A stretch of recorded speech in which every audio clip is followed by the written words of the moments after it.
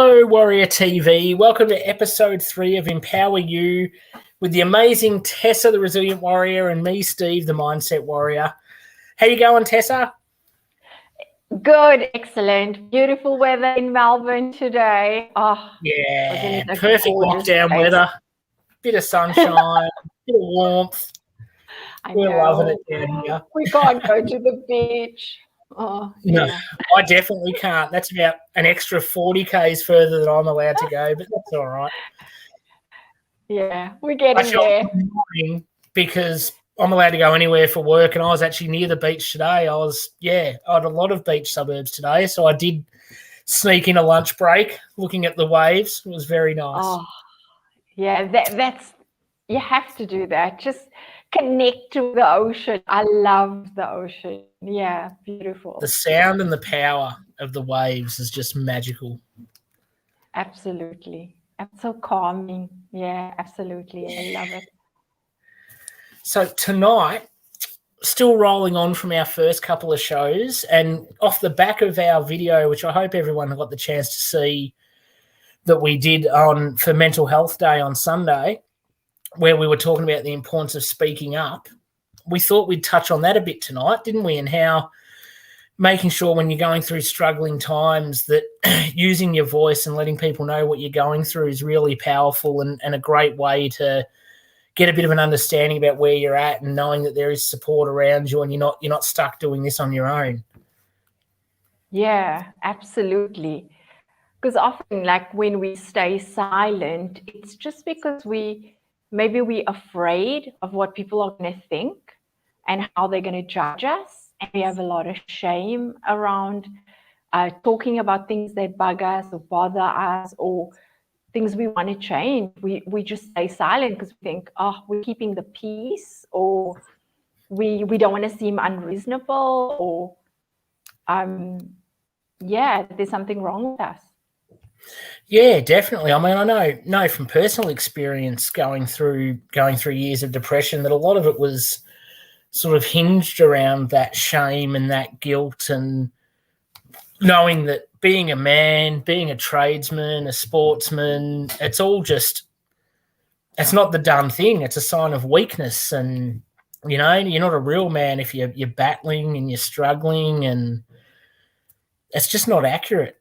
And when I let go of that and did open up, the support I got from the most was probably from the hardest men you'd think you'd ever find, the toughest blokes. They're the ones that get around you and go, I hear you, mate. I've been like that. I'm so glad you're saying something because, I've been in the same boat for years and haven't felt comfortable in talking about it. And as soon as the conversation starts, you find more and more people want to get involved with it and find that inner power and comfortability in realizing that being vulnerable is not softness. It's just pure strength all the way.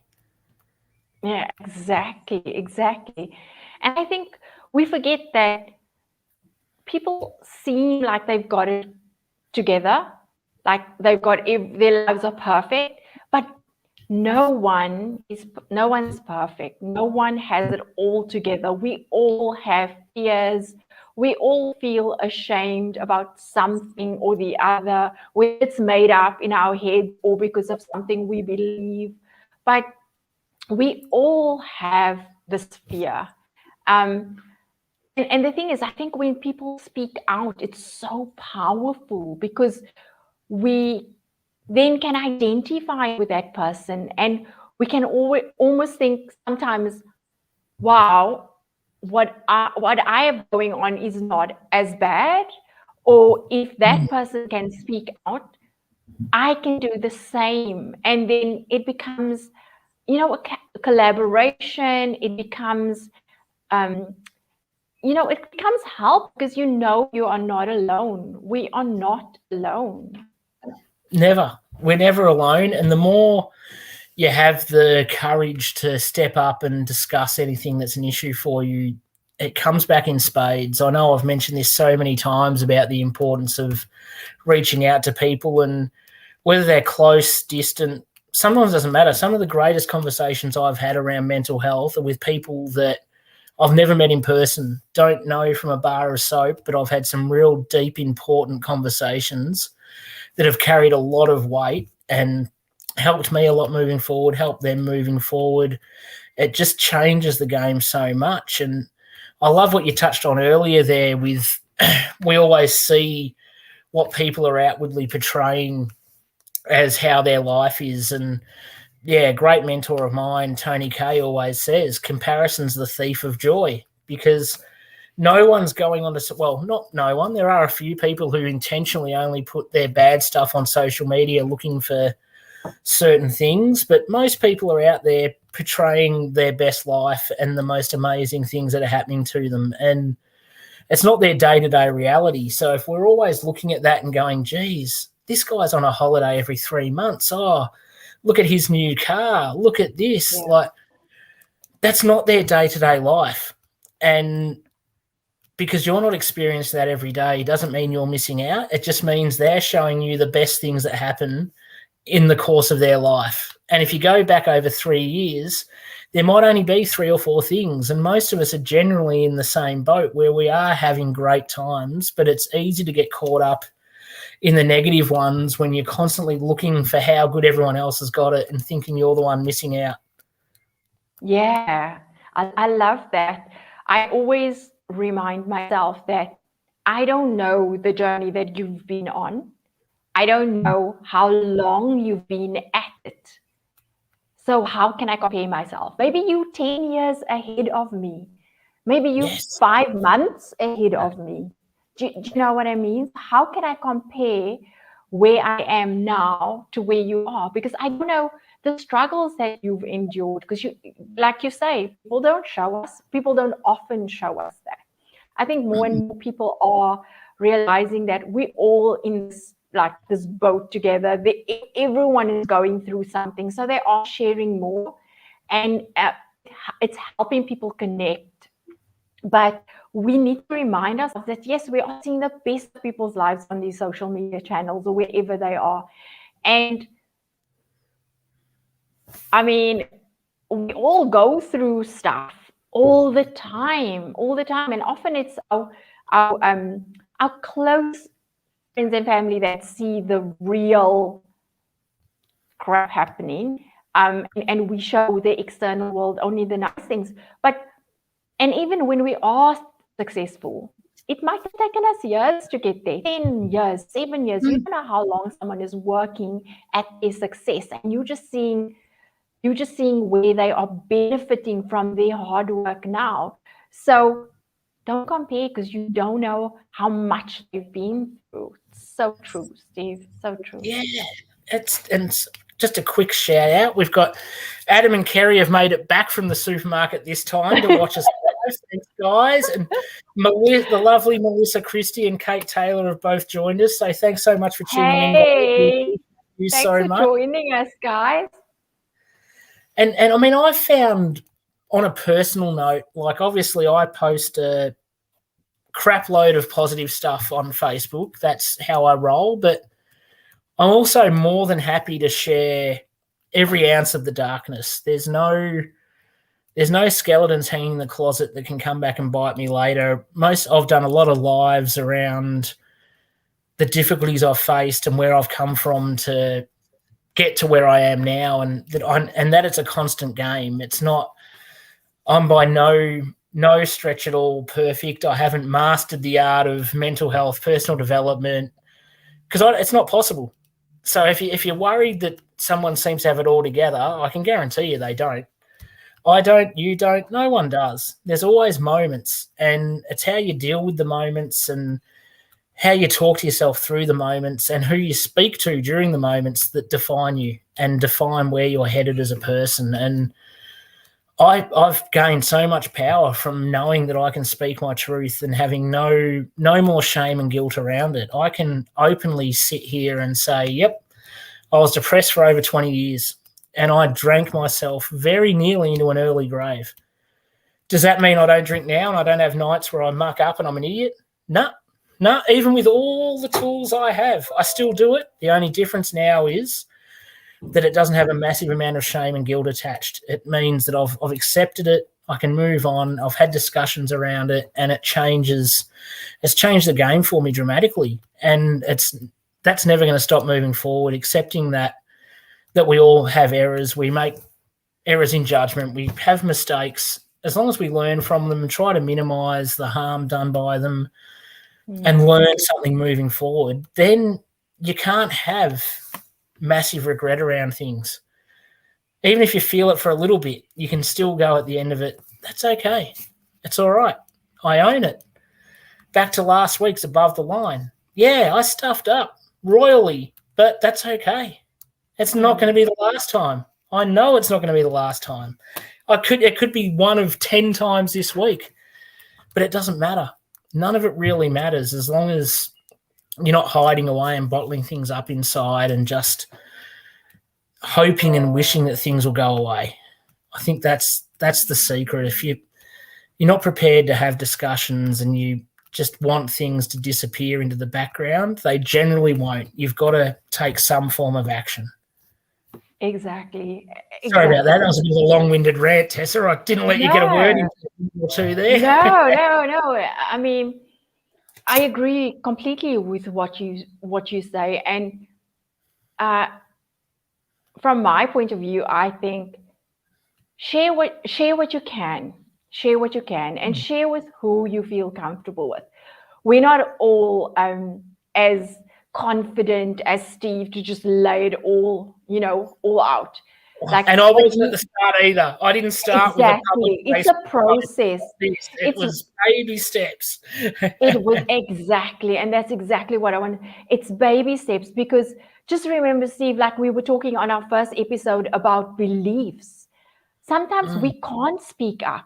We can't speak up because it goes back to our beliefs and where we learned those beliefs. So if you were in a family where your carer, your parent said children should be heard and not seen, or your opinion doesn't matter, I'm not interested in your stories, things like that can hold you back. And when you grow up, you keep things more to yourself because maybe you're ashamed, or you feel like talking up is a mistake because that's what you were taught, or you're stupid because you're talking up. So it can come from our childhood. It can come from incidents at school or in society where they say, that's an adult conversation. We don't discuss our feelings. Those things should be hidden. That's family business. Like imagine talking about depression and alcohol. That happens in every family. Who doesn't have an aunt or an uncle or a father or a mother who has gone through those hard, challenging times? We all know someone, and often it's the family secret if there is not a strong sense of, look, this is not shameful, this is a disease, this is we can help each other get through this. We need to talk about it and we need to share, because otherwise what we're doing is we're teaching our kids that, right? So the fact that you're talking, I admire that, Steve, like the fact that you're talking out about these issues. It shows your kids that they don't have to be ashamed of what happens, and that we can get over our problems. We can deal with it, right? Yeah, because you've 100%. shown them how.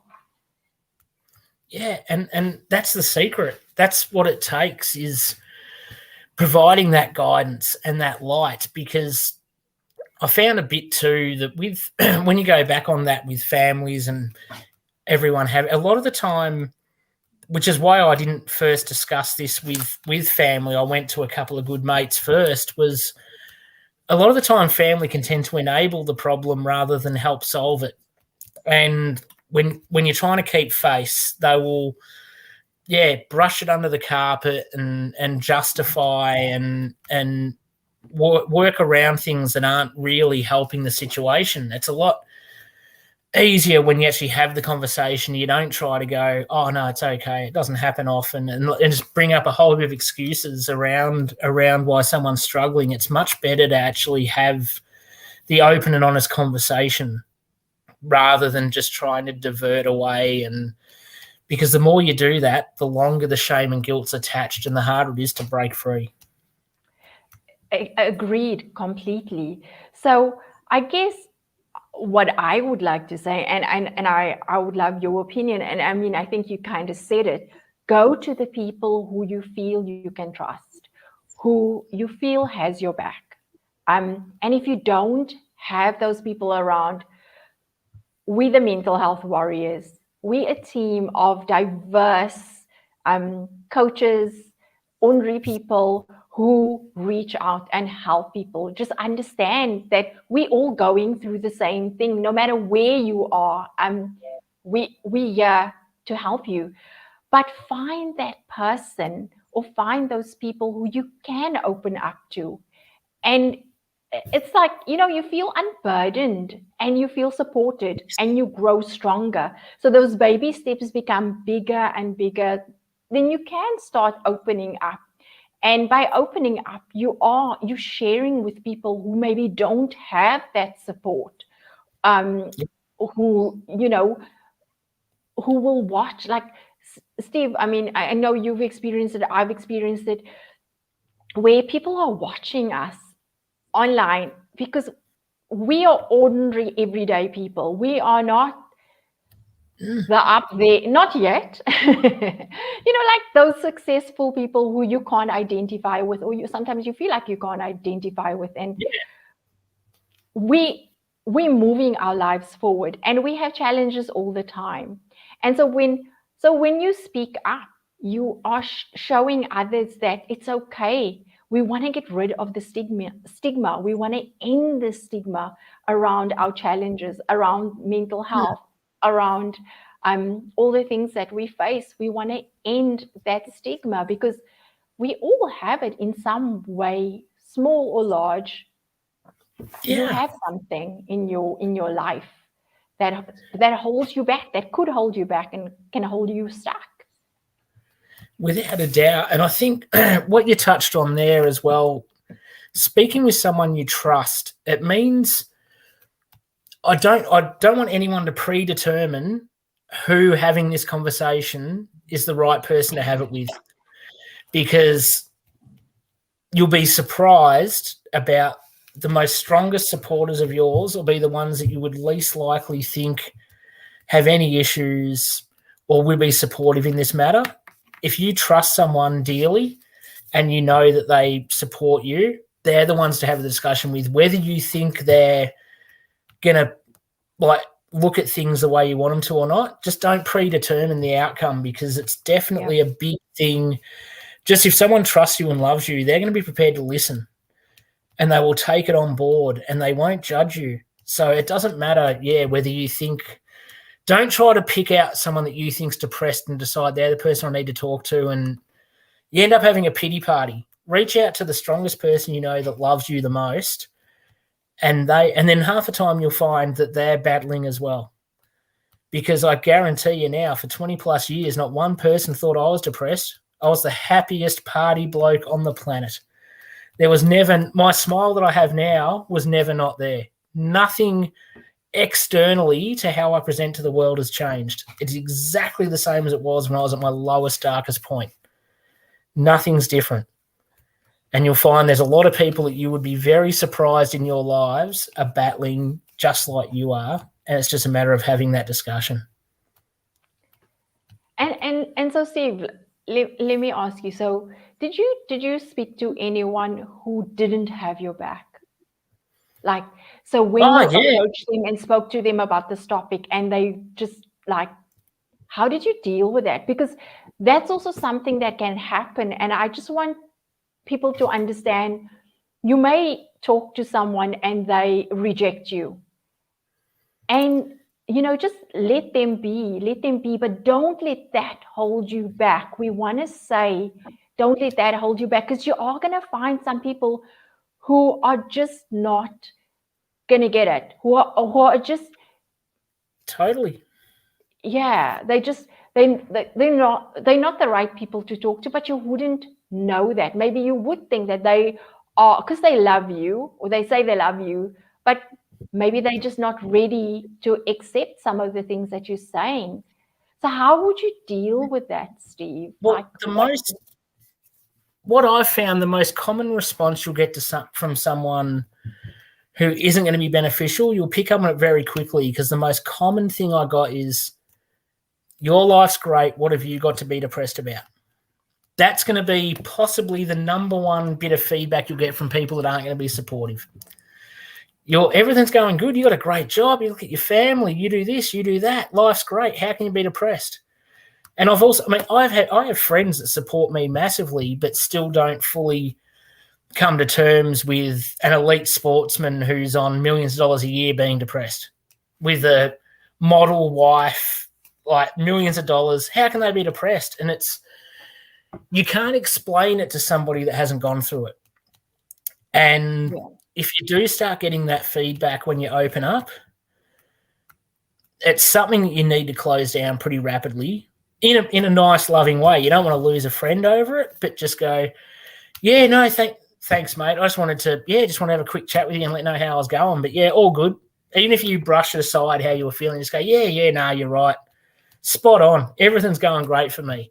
Just change the topic of conversation with someone who's not going to be supportive, and move forward. But don't let that stop you having the discussion again with the next person, or have it playing in your back of your mind next time you bring up your feelings with someone that's going to pan out the same way again. Because from my experience, I've had hundreds, if not thousands, of discussions around my mental health with various people, professionals, non-professionals, tradesmen, teenagers, and it would be not even 2% where I have to go down that path. It's 98% positive reinforcement of who you are as a person, and validating you and being told that you are worthy and loved, which is what most of us need to hear. Exactly. Yeah. So I see Adam's asked, or someone's asking a question. Yes, you've got a question there. Yeah. So we're all being watched when we are online, or we feel like we're being watched when we are in public. But why do people have this fear of anxiety or paranoia? Not quite sure what the question is. I think I get it. You get it? I think so. Oh, you go, and then I'll go. Yeah. I think from that, it's tapping into the universal fears of not being loved, not being worthy, not being good enough, so that we feel like, we know we're being watched on here, but we don't know who's watching afterwards. And when you're out in public, you can feel like you could walk past a couple of people and you hear them chat and have a bit of a laugh. And then as you walk past, you're like, what did they think about me? Why are they laughing at me? And a lot of it is, as I said there, anxiety or paranoia, when a lot of the time they've just happened to be in a conversation, if you've gone past and they've laughed, they don't even know you were there. But now in the back of our minds, like, our world's our world. So I think a lot of it I think that's where the question's coming from, in how we sort of portray the outside world to how it reflects back on us, with what our thoughts are of how people are perceiving us, whether it's true or not. Yeah. And so I guess we touched a little bit on that last week. We didn't go in deep, but we spoke about cognitive distortions, which is something called mind reading. So we do that, and there are quite a few of them. So we will mind read that our boss or someone on the street, a friend that we see that we haven't seen in a while, all of a sudden that negative self-talk will jump in, or the inner critic will say, that person's ignoring you. They don't like you. So that could be some of the fear and the anxiety that comes up. Sometimes you like the mind reading comes in where, or the friend maybe they see you. So you're waving and this person is not waving back. And then you make up a story in your head. And it touches back on, like we said, our childhood, like all those fears, those insecurities that were born there. You touched on it, the fear of not being loved, the fear of not belonging. So you feel like this person, why this person's rejecting me? Meanwhile, they didn't even see you. So you're making up this story. So maybe it's that. So we have this fear of anxiety, or as you said, maybe paranoia, where we think people are talking about us. And you know what? So what? That's where we come in. You do your thing for the right reasons. You know, if you're going to go online for the right reasons. Like you said, Adam, reach one person. If one person hears our story tonight and thinks, you know what, I need to talk out. I can't keep this hurt inside anymore. I can't keep the way I'm feeling inside anymore, or whatever it may be, and they speak out. And things start opening up, things start changing, things start getting better. And sometimes it doesn't get better immediately, but it does, right, Steve? I mean, eventually you move out of that darkness and you go towards the light, because you know what? You're shining a light on the darkness. Yeah. And it doesn't mean you won't have days. Like, it doesn't mean you're not going to have dark days. They're going to come and go. But it's how you learn to approach them and deal with them that's going to make the difference to whether a dark day becomes a dark week. Yeah. So if you're online, people are watching, if you feel comfortable with what you're putting out there, if people are laughing, you know, that is on them. That has actually nothing to do with you. They're not paying for your internet connection. They're not paying, you know, they don't have your Facebook account. You do what you need to do, and don't compare and don't judge yourself, because that's what we do, negative self-talk. So when we're going through these dark days, we just have this inner dialogue constantly. And if it's not positive, it can, with everything we learned in childhood, it can just spiral us down into negative emotions. You know, when you're so low, negative self-esteem, it influences the decisions we make, the behavior we have, the actions we take or don't take, because we're feeling afraid or fear, or because we're worried about other, like the negative things that we think about ourselves. We let that hold us back. Yeah, 100%. And there's so much more to, even like just when you're out in public, like when you look at how we delete, distort, generalize everything, there's one, like, it's been a great invention, but since mobile phones came around and they brought text messages with them, and now we have Messenger, how easy is it to misconstrue someone's wording in a message as opposed to verbally? Like, I've known people that have lost lifelong friendships by misinterpreting what's been the written word in a text, when it might have missed a comma and apostrophe and made it sound the total opposite of what was meant. And it's very easy to get like caught up in how people are reading things and how we're reading things that aren't there and aren't reality and aren't true. And it's just what we're telling ourselves about them can be so detrimental without actually having an understanding of where it's coming from and how it was meant and what was behind it in the first place. Yeah, absolutely. And, you know, so if we're going to go and think about the above the line thinking that we spoke about last week, one of the things that links into that is give the person the benefit of the doubt. If you think that message was wrong and it hurt your feelings and this person's being so ugly, so horrible to you, give them the benefit of the doubt and find out. You owe it to yourself to actually find out, did this person really say this about me? Is this really what they mean? Instead of throwing away a lifelong friendship. Just giving people the benefit of the doubt. And then if you find out if it's true, then you don't need negative people in your life. You're going to choose not to be with toxic people and just move away. Move away, live your life, and let it go. Because often we move away, but we hold on to it. We ruminate constantly in our head. It's this loop. This is what they said about me. But we said we're not friends anymore. So let them go. Let them go and forgive. I know that's often not easy. But not easy, right? But forgiveness is a practice. Is a practice.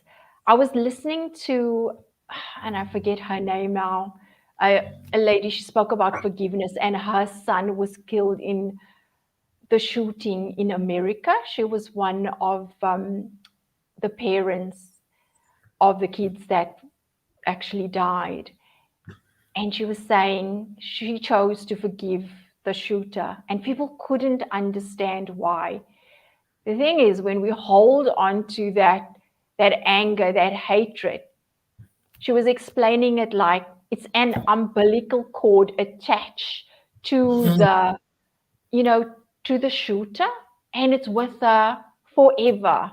Whereas if she cuts that umbilical cord by forgiving, she's letting that person go. She's not constantly tarnishing her life. And we really need to think about the thoughts, and even the thoughts we speak to ourselves, like we were saying, the self-talk. Even the self-talk needs to be above the line. The self-talk needs to be empowering. The self-talk needs to be, yes, I made a mistake. I look like an idiot. I did the wrong thing, but I can move forward from this. It's not the end of the world. I am not a failure. I made a mistake. I failed that test, but that doesn't mean I am the failure, And it's a one-off. Yeah, it's a one-off. And we have to be so careful, even with our self-talk, because you can judge yourself, right? Why was I this person, like, who did the drinking, or whatever the scenario is? You need to forgive yourself for the mistakes you've made and try to move forward. And as long as you doing your best every single day, and for you, Steve, like how because it's really a big thing to come out the way you did and to speak about all the things that happened. So do you ever berate yourself? Do you ever judge yourself? Did you do that? Oh my Lord, did I do that? That was all I did. That was all I did constantly, over and over and over and over again. Why did you do that? That was stupid. You're an idiot. What a mistake. What the hell are you thinking? I don't ever want to do this again. Within 48 hours, it's the same conversation and just becomes that vicious cycle of over and over and over again. It wasn't learning from mistakes because I didn't accept them. I didn't appreciate that was a mistake I could learn from. It was just I took it on board as an accepted behaviour and decided that that's who I was as a person, and let all of those things define me rather than who I am at my core and who I am now and how I portray myself to the world. I didn't allow that to come out. I didn't allow there to be any form of positivity externally, because I did keep dredging up every little infraction I'd made in my journey. And then obviously as a father of 4, that carries weight as well. So if you're single and you feel like you're ruining your own life, that's That's horrible. That's depressing. That's stuff that hurts. But when you know that you're not only doing that to yourself, you're doing it to your partner, you're doing it to every single one of your kids, and they're watching you growing, learning. You're their role model. You're who inspires them to be the people they're growing into. That hurts. That you can carry for a long time, and that took me a long time to work through and understand and make changes that now I know are going to be everlasting. Have I inflicted damage on the kids at a young age that takes a long time to bring them back from? Hell yeah. Hell yeah, I did. Do I still regret that to this day? Yep, 100%. But I can't. I don't have a time machine. I'm not in Back to the Future with Marty McFly and the Doc. I can't go back. So if I'm always looking back, that's where I'm staying, and I can't change. All I can do is know that today is a new day, and all I can do is give them the best version of me and give them the understanding and guidance and tools of what led me to where I was then and why I was that sort of father and why I did things that I did, and try to guide them through not walking that same path. And if they do, let them know that there is someone here that loves them to death and is willing to have a conversation at any minute, any time of the day, of the night. It's irrelevant. I will always be there for them. And I've let go of the shame and guilt around that, because it would consume me. It would never end. If I decided that defined my life as a parent, as a father, as a partner for the rest of my life, I could never heal. I couldn't be on here. I could not help anybody. I would be mired in the darkness forever. Sometimes you have to grow up a little bit and take acceptance and go, however I'm feeling is on me. It's not external. It's not someone else's doing. I own every mistake I've made. And I think that was a big turning point to escaping depression and moving forward and breaking the cycle, was going, this isn't anyone's fault. I can't blame a father or a boss or a friend or a I can't, because even if someone does something to me that affects my day, it's me that's allowing that effect. It's not what they're doing. It's all on me. And I've changed a lot pretty quickly, but it's also been a long time. It's one of those weird conundrums where it's rapid and slow all at once, and it's a journey. We're on a never-ending journey of life, and embrace the hell out of it, love the people in it, and if you don't love them and they're not doing you any good, delete them. Just because you've been friends with someone for 20 years, if that's been a toxic 20 years, why the hell have them in your life for another 20 more? Yeah. It's not worth it. Yeah. I don't even know if I answered your question. And part of ramble and get. Yeah, you you did. Yeah. And what I was going to say, it's what was I going to say? Because you were talking about deleting them. Yeah. And also, lost my train of thought. Forgiving, like, if someone, so if someone has done something to you, but by you holding on to that thing, like you holding them in that state, you staying below the line, they might be living above the line because they've let it go, they've made their peace. So forgive them and support them. And even like if they didn't do something to you, if someone is struggling, or look at your judgment. So we're also talking to the people. If someone reaches out to you and says, look, this is what's happening, this is what I'm going through. I know we were all also raised with in some instances, maybe snobbish ways, like we don't mix with those people, or we're not friends with that type of people. But you know what? If someone's reaching out or someone needs forgiveness, living in a growth mindset, living above the line means you try and help that person out. If they need your help, you step in. If you're not the right person for them to talk to, help them find the right person. If someone's reaching out, sometimes it's not easy. Sometimes people we have written off, but when they come back, let them in. Like, if they're going to be toxic to your life, maybe keep them at arm's length and find them the right help. Because we all need help. We all need support, no matter what we've done, no matter how bad we think we've mucked up, no matter how bad we've been in this life. Like, I can see Adam's talking about the law of attraction and things that trigger us. And so I've also been reading up on the law of attraction, and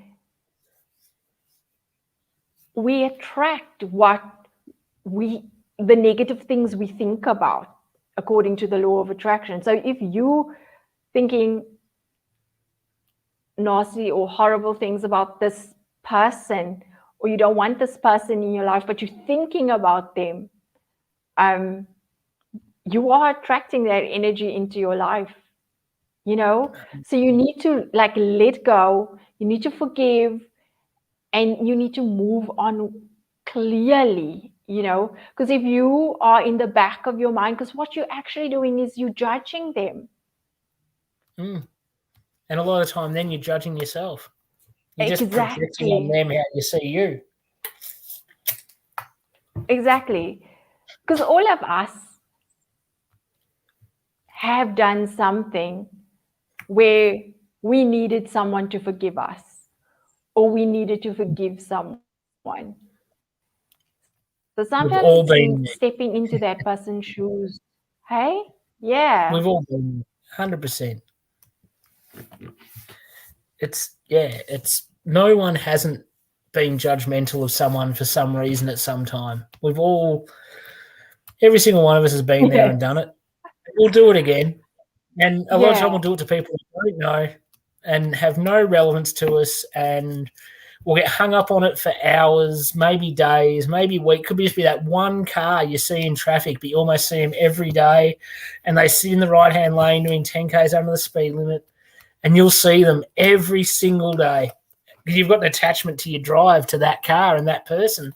And that means that you're going to have a shitty day because you've been stuck behind that shitty driver in their shitty car, ruining my morning as soon as I leave home. And you've put it out there. You are attracting that driver every single day.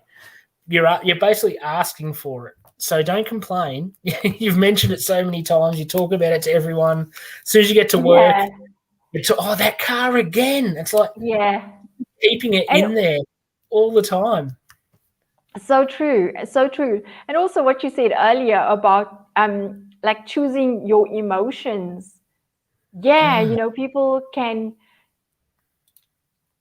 we say people pee us off, right? But you're actually allowing that to happen. Choose a different emotion. Sometimes it's not easy. Yeah, it takes a bit of practice. It takes practice, right? It takes practice, but we choose our emotions, we choose our anger. And I'm not saying don't deal with the anger, don't, because we have to feel into all our emotions so that we are able to let it go. But it's what you carry around with you and in which state.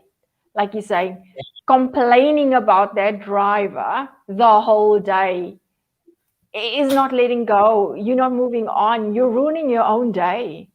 Yeah, your whole day on one incident, one moment, one snippet in time can ruin 24 hours. It's not worth it. And it's the same with people. Like, I know we were going to touch on it, and we sort of already have touched on it a little bit, but yeah, what we like to call the circle of influence.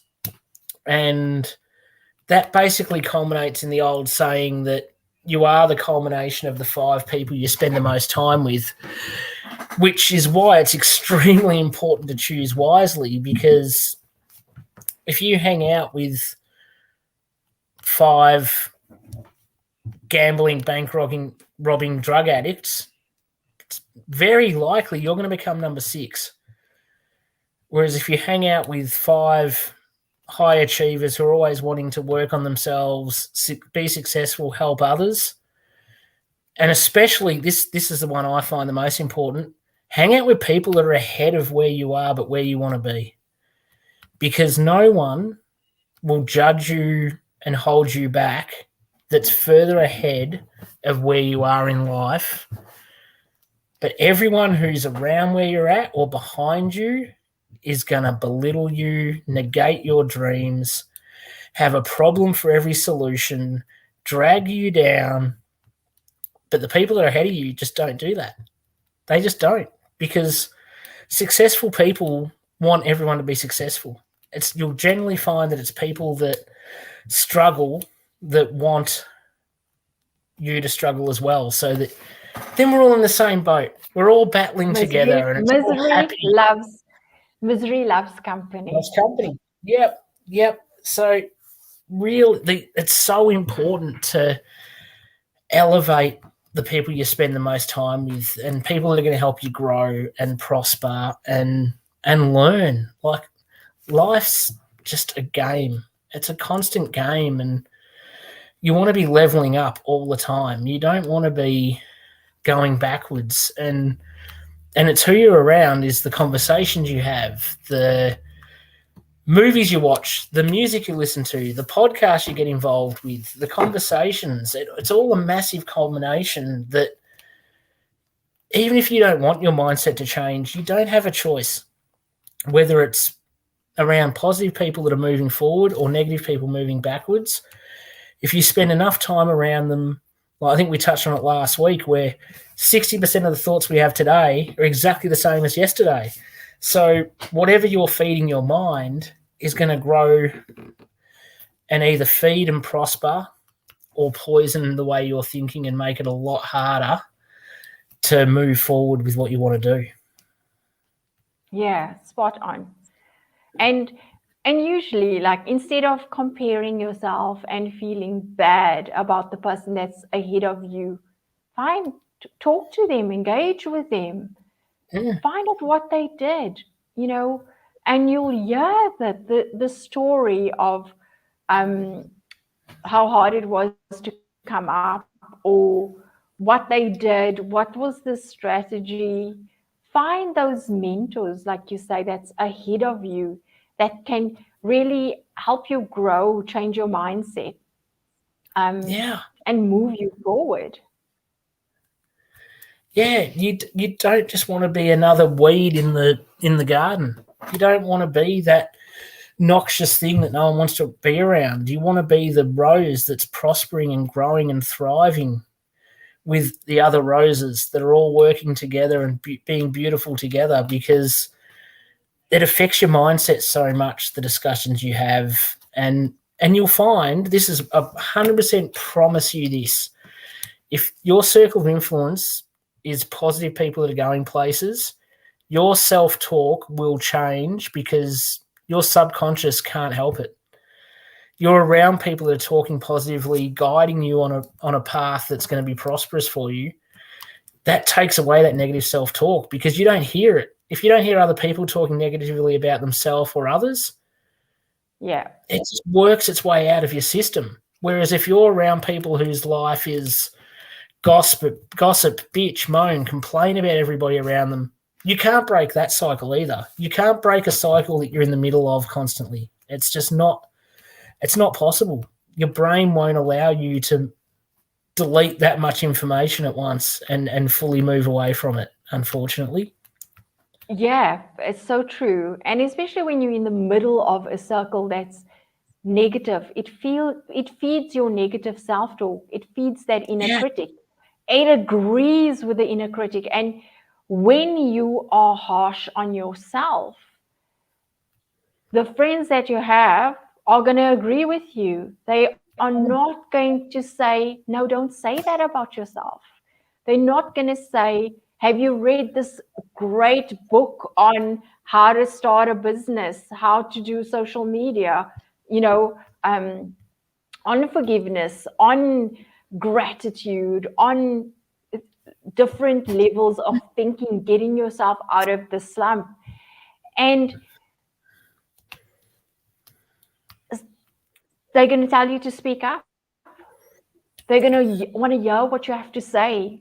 So if you have an issue or a problem, they're going to be there and they're going to support you. But if they are toxic friends, negative friends, they are just going to say, get over it. You are like that. You are stupid. No one's going to help you. Don't reach out. It's because they want to keep you with them. They want to keep you in that space. Yeah. So, either way, they'll provide evidence. Fine. Yeah, exactly. Yeah. So because when I have a good friend, it's easier for me to talk harshly sometimes about myself, but I would never say something harsh about Steve. So what you need to do is look at that and say, if I'm not going to say what I say to myself to Steve, why am I saying it to myself? So it's like, if you have friends that are good for you, you want to be like them, and your inner talk will start changing as well. Because Steve is going to say, my goodness, why are you saying that about yourself? Why are you being so critical? Why are you being so hard on yourself? Steve's going to say, you know what? Maybe your expectations of that project was really unrealistic. Maybe you need to look back on what's happened and not be so hard on yourself. Maybe you were just way out there.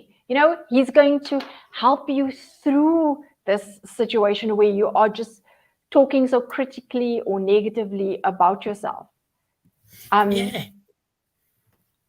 when if I have a problem, something like that's bugging me, I can come to Steve and I can say, look, I need help with this. I need to share this. And he's going to say, look, I know nothing about that, but I know who can help you. Or, yeah, sure, let's work on it together. You want people like that around you. It's crucial. It's absolutely crucial. You have the people that are there to help guide and work through your problems with you, or you have the ones that are there to pour fuel on the fire and happily watch those problems explode with you in the middle of them and then them around them, because there's not generally too many people in the middle. There's the ones that want to see you fail because it helps them be comfortable in their failures, and there's ones that want to see you succeed because success is contagious, and it's a pleasure to watch. When you're in that mindset, a lot of people think, rich people are greedy and they're assholes, but you know what? A lot of rich people create charities and donate a crap load of money that we don't. They go to hospitals, they work with kids, they do so much that doesn't get covered like a scandal does because bad news sells. And it's the same with friends. Bad friends will grow like nothing else, and they will just feed off each other at a scary rapid rate. Once that toxicity spreads and you're in a group of 5, 6, 10 people, you watch that conversation take off like nothing else. Whereas when your friends are of a growth mindset and supportive, the conversations are a lot more calm and peaceful because they'll be in a place where they happily allow one person to speak and absorb the knowledge that's coming from that person. It's not jumping all over each other trying to get their word in, whereas negative people, once one person puts the boot in, they're all yelling over the top of each other wanting to put the boot in, and then you just end up doing that to yourself until you've kicked yourself that many times you need a new pair of boots. It's not worth it. It's just not worth surrounding yourself with negativity all the time. Yeah. So true. So I So think true. our So message is you've got to find the positive, as hard as it is. So like, if we recap on everything, the number one point is speaking up and with anyone you trust, isn't it? It's like that's the number one thing when you've got an issue and you're battling away, is to find that core person or couple of people that you trust deep down, whether you think they're right for the conversation or not. They're the ones to reach out to first as you get go. That's definitely a starting point.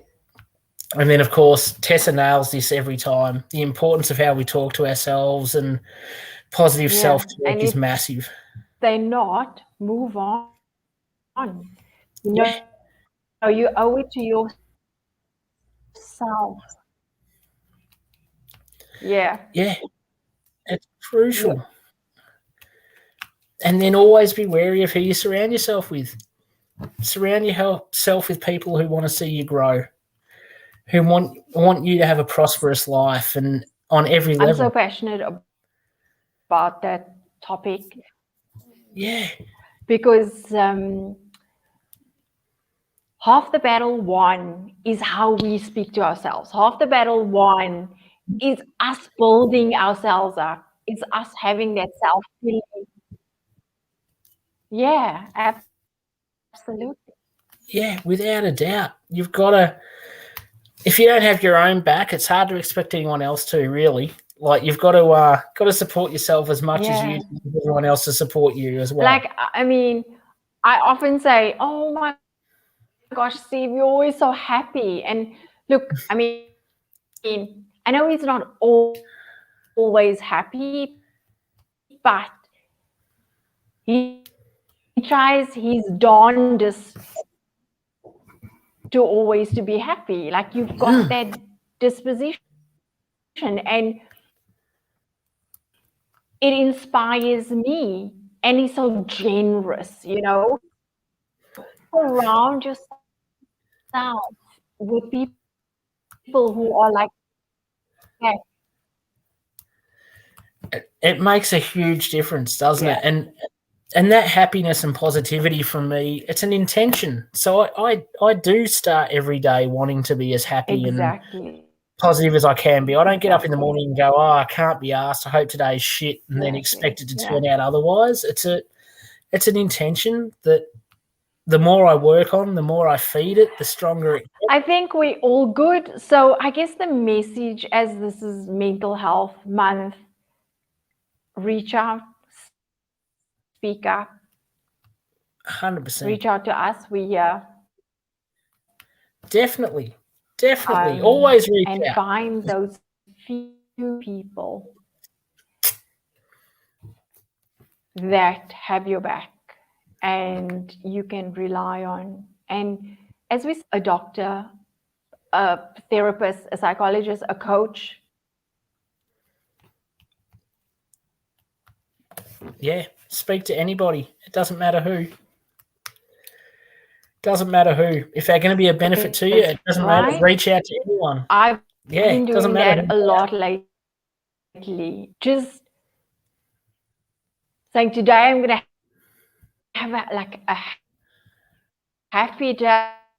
I'm going to look for joy in everything. And you start seeing that joy.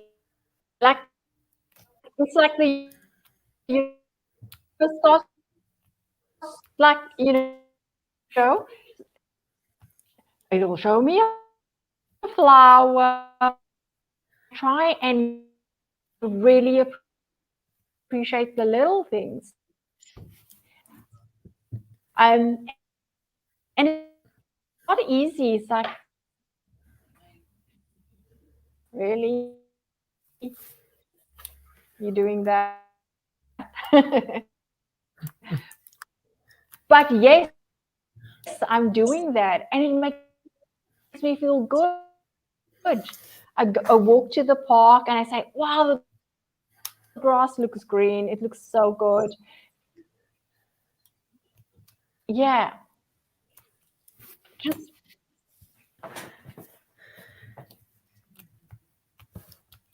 Yeah, you can always find the beauty in everything that's going to help your positive self-talk. It's huge. So good. It's huge. Well, I think we've done it again. Yep. All good. So, quick bit of housekeeping. Can Tomorrow morning. You're coming going. You're coming going. So it's lucky we're near the end.